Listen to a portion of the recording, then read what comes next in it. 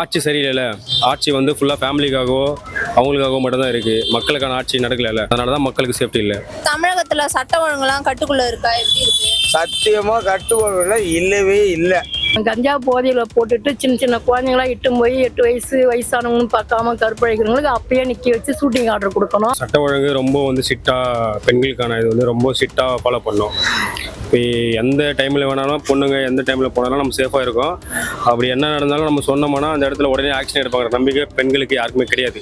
குழந்தைங்களை தூக்கி கெடுக்கிறானுங்களே, அது நல்லதா? அது எங்க பார்த்தாலும் கொலை சண்டை இதான் நடக்குது. கவர்மெண்ட் தான் நடவடிக்கை எடுக்கணும். யார் நம்மள எடுக்க முடியும்? தவறான செயல்கள் வந்து செய்கிறவங்கள பிடிங்க, செய்கிறவங்கள விட்டுட்டு நல்லவங்களெல்லாம் பிடிக்கிறீங்களே. இது உங்கள் அரசாங்கம் நியாயமான அரசாங்கமா? உங்கள் அரசாங்கம் நல்லாவே இல்லை. தினசரி பாலியல் வன்கொடுமை, கொலைகள், கஞ்சா இதெல்லாம் நம்ம செய்தியில பாக்குறோம். தமிழகத்துல சட்ட ஒழுங்கு எப்படி இருக்கு? கட்டுக்குள்ள இருக்கா, எப்படி இருக்கு? தமிழ்நாட்டில் சந்து சிரிப்பு நாடு முழுக்க வெக்கக்கேடுல தான் இருக்குது. சட்ட ஒழுங்கு ரொம்ப வந்து ஸ்ட்ரிக்டாக பெண்களுக்கான இது வந்து ரொம்ப ஸ்ட்ரிக்டாக ஃபாலோ பண்ணோம். இப்போ எந்த டைமில் வேணாலும் பொண்ணுங்க எந்த டைமில் போனாலும் நம்ம சேஃபாக இருக்கோம். அப்படி என்ன நடந்தாலும் நம்ம சொன்னோம்னா அந்த இடத்துல உடனே ஆக்ஷன் எடுப்பாங்க. நம்பிக்கை பெண்களுக்கு யாருக்குமே கிடையாது. ஆட்சி சரியில்லை. ஆட்சி வந்து ஃபுல்லாக ஃபேமிலிக்காகவோ அவங்களுக்காகவோ மட்டும்தான் இருக்குது. மக்களுக்கான ஆட்சி நடக்கல. அதனால தான் மக்களுக்கு சேஃப்டி இல்லை. ஒரு கட்சியும் யோசிச்சுட்டு இருக்காங்க. அதே சமயத்தில் நான் வந்துட்டு குற்றம் செய்கிறவங்கள வந்து ஆதரிக்கிறேனோ இல்லைனாக்கா அரசாங்கத்துக்கு ஆதரவாக பேசுகிறோன்னு நினச்சிடாதீங்க. கண்டிப்பாக குற்றம் செய்யப்பட்டவர்கள் தண்டிக்கப்பட வேண்டும். அதில் இரண்டாவது கருத்து அப்படிங்கிறது கிடையாது. இன்ஃபேக்ட் பெயில் அப்படிங்கிறது பல சம்பவங்களில் கொடுக்கக்கூடாது அப்படிங்கிறது தான் என்னுடைய தாழ்மையான கருத்து. இதை நினைவில் எடுத்துக்கோங்க. என்னென்ன நடவடிக்கைலாம் எடுத்தா இது கட்டுக்குள்ள கொண்டு வரலாம்? மேடம், பல விஷயங்கள் நாங்கள் பார்த்தது என்னன்னாக்க, குற்றவாளிகள் தப்பிக்கப்படுறதுக்கு காரணமே உரிய நேரத்தில் எஃப்ஐஆர் ஃபைல் செய்யப்படலை, உரிய நேரத்தில் சாட்சியங்கள் அனுமதிக்கப்படலை, இல்லைனா சாட்சியங்கள் மாற்று கருத்துக்கள் கூறினாங்க, இல்லைனா அரசாங்கத்தில் மூலமாக கோர்ட்டுக்கு ஒப்படைக்கப்பட்ட டாக்குமெண்ட்ல கம்ப்ளீட் இன்ஃபர்மேஷன் இல்லை. இந்த மாதிரி தான் வரதே தவிர இல்லை. ஒரு தண்டனை கொடுக்கணும், கடுமையான தண்டனை கொடுக்கணும், அது மீடியாவில் வெளியில் வரணும். அப்போ தான் அடுத்த தடவை அந்த தவறை வேற ஒருத்தர் செய்யணும்னு நினைச்சாருனாக்க அவங்களுக்குள்ள ஒரு பய உணர்ச்சி வரும். நாம் வந்துட்டு குற்றவாளி கைது செய்யப்பட்டாருன்னு நிறுத்திக்கிறோமே தவிர அவங்களுக்கு தண்டனை கொடுத்தாங்களா, என்ன மாதிரி தண்டனை கொடுத்தாங்க அப்படிங்கிற நியூஸ் வெளியில வரது கிடையாது. அது கேட்டா மனித உரிமை மீறல் அப்படிங்கிறாங்க. என்னை பொறுத்த வரைக்கும் தண்டனைங்கிறதையும் நியூஸ் பேப்பர்ல வெளியிடப்பட வேண்டும், எப்படிப்பட்ட தண்டனை கொடுக்கப்பட்டது. அப்பதான் அடுத்த தடவை இதே தவிர இன்னொருத்தர் செய்யணும்னு நினைச்சாங்கன்னாக்க அவங்களுக்கு மனசுல ஒரு எண்ணம் வரும், ஐயோ பாதிப்பு ஏற்படும் அப்படின்னு. இல்லைன்னா இது தொடர்ந்து செய்யப்படும். இப்ப தினசரி பாலியல் வன்கொடுமை, கொலைகள்லாம் நடக்குது, கஞ்சா அதெல்லாம் செய்தியில பாக்குறீங்க இல்லையா? இதெல்லாம் தமிழகத்துல சட்ட ஒழுங்குலாம் கட்டுக்குள்ள இருக்கா, எப்படி இருக்கு? எங்க இருக்க இந்த அந்த பயந்து எதனா தப்பு செய்வாங்களா மக்களை? இது குழந்தைங்களை தூக்கி கெடுக்கிறானுங்களே, அது நல்லதா? அது எங்க பார்த்தாலும் கொலை சண்டை இதான் நடக்குது. கவர்மெண்ட் தான் நடவடிக்கை எடுக்கணும். யார் நம்மள எடுக்க முடியும்? போலீஸ்காரன் கவர்மெண்ட் தான் எடுக்க முடியும் நடவடிக்கை. இப்ப தினசரி பாலியல் வன்கொடுமை, கொலைகள், கஞ்சா இதெல்லாம் செய்திகள்ல பரவிட்டு இருக்கு. தமிழகத்துல சட்ட ஒழுங்கு கட்டுக்குள்ள இருக்கா, எப்படி இருக்கு? கலாச்சாரம் மாறி இருக்கு. தமிழ்நாட்டில் இன்னும் கொஞ்சம் அதிகமாக இருக்குது. தமிழக அரசு அதுக்கு முன்னேற்பாடு பண்ணி முன்னுரிமை கொடுத்து இதை கிளியர் பண்ணணும். நம்ம இல்லைன்னு சொல்லலை, பட் எல்லா இடத்துலையுமே இருக்குது. தமிழகத்தில் ஏன் ஜாஸ்தி இருக்குன்னா கல்ச்சர் சேஞ்ச் ஆயிடுச்சு. என்னென்ன நடவடிக்கை எடுத்தால் அதை கட்டுக்குள்ளே கொண்டு வரலாம்? முதல்ல இப்போ காவல்துறையில் இருக்குது. காவல்துறையில் தான் இது பண்ணலாம். காவல்துறை முக்கியமானது. நம்ம கட்டுப்பாடு கொண்டு வரதுனா என்ன பண்ணலாம்? வன்முறைகள் தடுக்கலாம். வன்முறைகள் இந்த ரவுடிஸ் இருந்தாக்கா இல்லைன்னா இந்த கஞ்சா ஒழிப்பு, மது இதெல்லாம் எல்லாமே தான் பண்ணலாம். யாருன்னா காரணம்? அது இன்னும் ஒழிக்காம இருக்கு. கவர்மெண்ட் தான் காரணம். தினசரி பாலியல் வன்கொடுமை, கொலைகள், கஞ்சாலாம் நடக்குது. ஆமா, அது உண்மைதாங்க. அது வந்து பொய் விஷயமே நான் சொல்ல மறுக்கல. தமிழகத்துல சட்ட ஒழுங்குலாம் கட்டுக்குள்ள இருக்கா, எப்படி இருக்கு? சத்தியமா கட்டுக்கோள் இல்லவே இல்லை. சத்தியமா இல்லைங்க. சட்ட ஒழுங்கு கண்டிப்பா இல்லவே இல்லை. வெளிப்படையாக சொல்லட்டுங்களா? அதாவது குடிக்காரவங்கள டிடி கேஸ் பிடிக்கிறாங்க, ஓகே ஒத்துக்கிறேன் நான். நீ நியாயமான கேஸ் நான் ஒத்துக்கிறேன். நீ 10,000 ரூபா கேஸ் போடுறதுக்கோசரம் நீ பிடிக்கிற, ஓகேவா? நீ நல்லவங்க வேலைக்கு போறாங்க, காலையில் எழுந்திரிச்சு வேலைக்கு போறாங்க, அவங்கள போய் பைப்பில் எடுத்து ஊத சொல்லி ஊதுங்க அப்படின்னு சொன்னா அவங்க வேலைக்கு போவாங்களா, பைப்பில் ஊதிட்டு இருப்பாங்களா? இதை பாருங்க. அதாவது இது தவறான இது. நீங்க பண்ணுங்க, நீங்க நியாயமா தான் பண்றீங்க. உங்களை வந்து தப்பு சொல்லவே இல்லை. நல்லவங்களை ஏன் கேட்குறீங்க?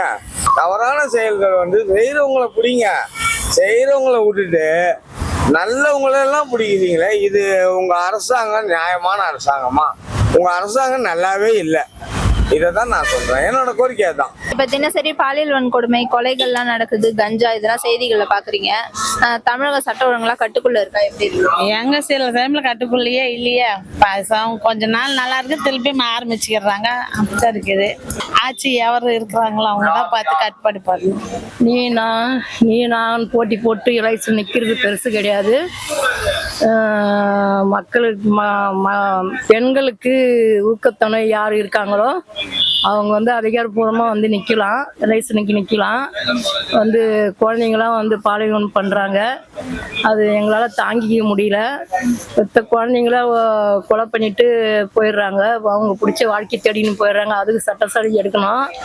அந்தமாரி விட்டுட்டு இப்போ தப்பு செய்கிறவங்களுக்கு ஷூட்டிங் ஆர்டர் கொடுக்கணும். தேவையில்லாத ஒரு குழந்தைய கொலை பண்ணி போகிறவங்களுக்கு ஷூட்டிங் ஆர்டர் உடனே கொடுக்கணும். ஜெயிலெலாம் போட வேண்டாம். ஜெயிலில் போடுறது அது திரும்பி ஜாமீனில் வந்து திரும்பி அதே தப்பு பண்ணுறாங்க. இருக்கிறவங்க தப்பு பண்ணக்கூடாதுன்னா எந்த முதலமைச்சர் வந்து இது சட்டப்பூர்வமாக இது வந்து எடுக்கிறாங்களோ அவங்க வந்து ஷூட்டிங் ஆர்டர் கையில் எடுத்து இந்தமாரி ஒரு பெத்த குழந்தைய தகப்பனே வந்து கற்பழிப்பு கொள்றான்னா அவனும் ஷூட்டிங் ஆர்டர் கொடுக்கணும். கஞ்சா போதையில் போட்டுட்டு சின்ன சின்ன குழந்தைங்களாம் இட்டு போய் 8 வயசானவங்கன்னு பார்க்காம கற்பழிக்கிறவங்களுக்கு அப்பயே நிற்க வச்சு ஷூட்டிங் ஆர்டர் கொடுக்கணும். இனியும் வரப்போகிறதும் வந்து நல்லபடியாக வந்து நடக்கணும். சண்டை சச்சரவு நம்ம நாட்டில் எதுவும் வேண்டாம். ஏற்கனவே போர் நடக்குது, ஒரு போராட்டமாக இருக்குது. அதனால இந்தியா நாட்டில் வந்து எல்லாரும் ஒற்றுமையாக வந்து நம்ம வாழ தெரிஞ்சுக்கணும்.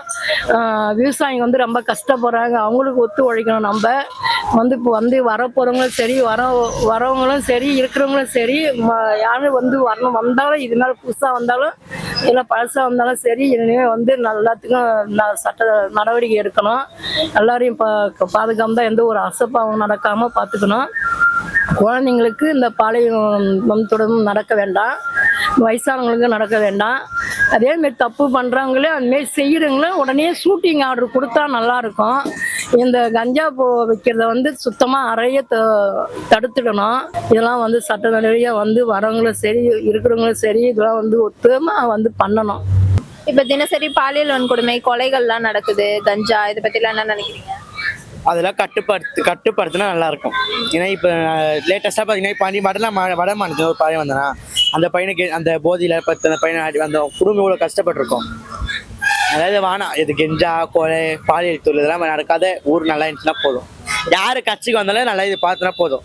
பணம் வேணும், வீடு வேணும் கேட்குற இது தொழில் நடக்காத நாட்டில் இருந்துச்சுன்னா போதும். அதுவே தமிழகத்துல சட்ட ஒழுங்குலாம் பாதுகாப்பா இருக்கா, கட்டுக்குள்ள இருக்கா, எப்படி இருக்கு? இப்போ இல்லையே. எப்படி சொல்றீங்க? சும்மா லேட்டஸ்டாக வந்துச்சாம்மா, அந்த பையனை மரமானத்தில் உள்ள பையனோட வெட்டினாங்கோ. லேட்டஸ்ட்டாக ஒரு 3 வயசு குழந்தைய கேட்டாங்கோ. அதுவே இப்போ இந்த 2026 இருந்தாக்குது நடவடிக்கை தவிர நாடு திருந்தாதுமா. தினசரி வந்து பாலியல் வன்கொடுமை, கொலைகள், கஞ்சா இதெல்லாம் நம்ம பார்த்துட்டு இருக்கோம். தமிழகத்துல சட்ட ஒழுங்கு எப்படி இருக்கு, கட்டுக்குள்ள இருக்கா இல்லையா? ஒண்ணுமே கட்டுப்பாடு இல்லைம்மா, யாரும் ஒன்றும் நம்ப முடியல. எப்படி சொல்றீங்க? நடைமுறையில சொல்றோமா, ஒரு நாள் போனால் ஒரு நாள் ஒரு பிரச்சனை வந்துட்டே இருக்குது. அதை காண இதை காணன்றாங்க, யார் கேட்கறது ஆள் இல்லை. என்னென்ன நடவடிக்கைலாம் எடுத்தா அது கட்டுக்குள்ள கொண்டு வரலாம்? என்ன நடவடிக்கை எடுத்தாலும் ஒன்றும் செட் ஆகாது. போலீஸ்காரங்க இப்போ யாரையும் அடிக்கிறது இல்லை, கேட்கறது கிடையாது. எப்படியோ போகிறாங்க, டைம் பாஸ் ஆச்சுன்னா சம்பளம் வாங்கி போகிறோம், அவ்வளோதான். இதுக்கு முக்கிய காரணங்கள் யாரு? முக்கிய காரணம் ஆளும் கட்சி தான் காரணம், வேறு யாரும் இருக்காங்க. அவங்க தானே மெயின்டைன் பண்ணணும். இப்ப தினசரி பாலியல் வன்கொடுமை, கொலைகள், கஞ்சா இதெல்லாம் நம்ம பார்த்துட்டு இருக்கோம். தமிழகத்துல சட்ட ஒழுங்குலாம் எப்படி இருக்கு, கட்டுக்குள்ள இருக்கா இல்லையா? அது ரீசெண்டாக ஒரு 5-6 வருஷமாவே அப்படிதான் போயிட்டு இருக்கு. அண்ட் ஆர்டரை ஒழுங்கா ஃபாலோ பண்ணணும். அப்புறம் வந்து நம்ம தமிழ்நாட்டில் இருக்க ஆட்சி முறையை இன்னும் கொஞ்சம் நல்லா கடுமையாக நடத்தணும். வர ஆஃபீஸர்ஸு, அரசியல்வாதிங்க அது மாதிரிலாம் இருந்தால் கொஞ்சம் கட்டுப்படுத்தணும். அதாவது வன்கொடுமை சட்டம் வன்கொடுமைங்கிறது பாலியல் வன்கொடுமை அப்படிங்கிறது கிட்டத்தட்ட ஒரு 10-15-20 வருடங்களாகவே பூதாகரமாக்கப்பட்டிருக்கு. இதுக்கு முன்னாடியும் இது மாதிரி பல சம்பவங்கள் நடந்தது. அது நியூஸ் பேப்பர்லேயோ இல்லைனாக்க தொலைக்காட்சியிலேயோ இடம்பெறாமல் இருந்தது. இப்போ இது மாதிரி ஆக்கப்பட்டிருக்கு. மோரோவர் இப்போ இன்னும் ஒரு மாசத்துல தேர்தல் நடக்க போகிறது. கண்டிப்பாக எப்படிப்பட்ட சம்பவங்களை நமக்கு சாதகமாக